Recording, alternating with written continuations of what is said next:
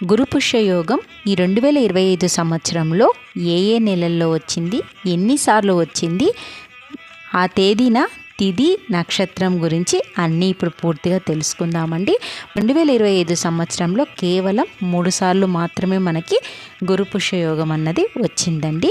మరి గురు పుష్యయోగం జూలై 24వ తేదీ గురువారం గురు పుష్యయోగం వచ్చిందండి.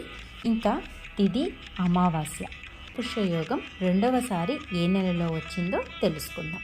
2025 ఆగస్ట్ 21వ తేదీ పుష్యమి నక్షత్రం రాత్రి 12:27 ప్రారంభమై ఆగస్ట్ 22 శుక్రవారం రోజు రాత్రి 12:08 వరకు మనకి రెండవసారి వచ్చిన ఈ గురు పుష్యయోగం అన్నది ఉందండి. ఈ రోజున నక్షత్రం త్రయోదశి. ఇంకా ఈ 2025 సంవత్సరంలో ముచ్చటగా మూడోసారి ఆఖరిసారి గురు పుష్యయోగం ఏ నెలలో వచ్చిందో తెలుసుకుందాం. 2025 సెప్టెంబర్ 17వ తేదీ బుధవారం పుష్య నక్షత్రం ఉదయం 9:36 నుంచి సెప్టెంబర్ 18వ తేదీ గురువారం ఉదయం 8:59 వరకు మనకి గురు పుష్యయోగం అన్నది ఉందండి.